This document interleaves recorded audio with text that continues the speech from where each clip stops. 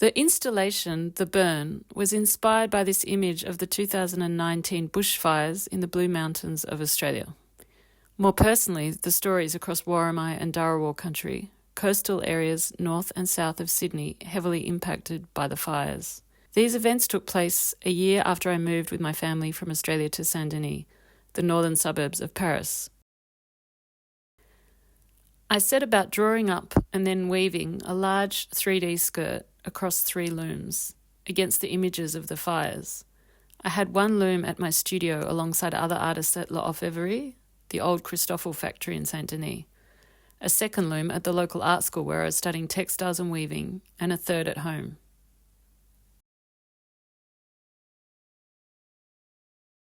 For the torso, I found this vintage bottle rack at the local bricolage tip shop, once exhibited as a ready-made by Duchamp.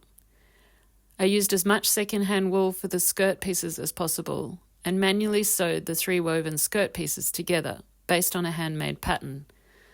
I then built a crinoline to hold the skirt form in place, mounted onto a vintage steel restaurant signpost. Following this, I mounted a bright orange vintage fiberglass light fitting to capture the fire around the waist.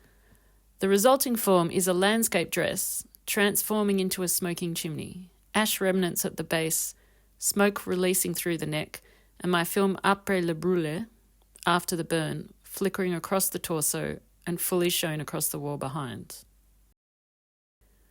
Portrait of a Woman on Fire is the second sculpture that faces off with Country on Fire. A large woven power suit made from wool and hair stems back over a decade when a burning sensation in my face led to a diagnosis that signalled an end to fertility. Approaching 40, it was a shock that led to a complex journey through a closing fertility window. This burn, however, also opened a door to many hidden stories from women and their diverse relationships with identity and reproduction. And so the second 3D lady arrived, complete with her empty womb. In an interesting twist, as I was weaving the empty womb in 2023, I had my ovaries and womb removed in France following a cancer diagnosis. They got it.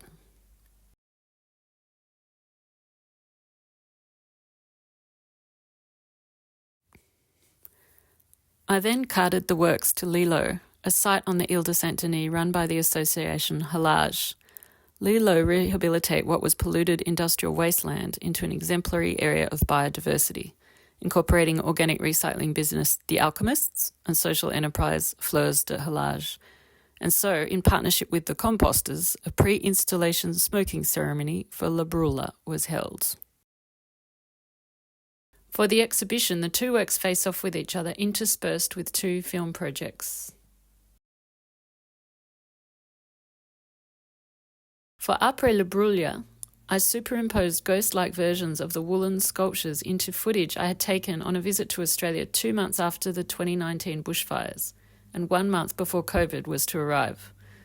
It was a brief journey back to Worimi country. It was right after the first rain since the fires, but the ground was still smoking.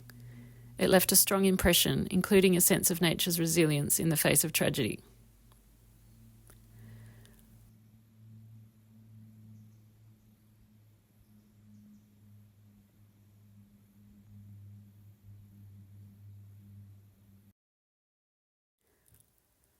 For 1, 2, 3, 50, I worked in collaboration with French experimental filmmaker Carole Asiga. Turning 50 together in 2024, we spent 3 studio days with objects meaningful to the story. My daughter's paintings, wool remnants, hair, and a glass-blown egg, the final egg.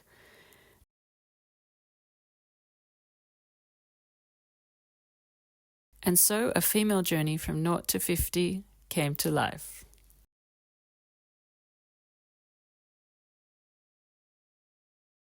For the exhibition at HCE, Here Comes Everybody, I wanted to have a final procession of the works with people I'd grown close to in the 6 years in Saint-Denis and the public. A final celebration of my love for the village and its people and all they stand for. And partly environmental and practical, a means to bring the works home carbon and traffic free. A slow ritual in a highly turbulent world.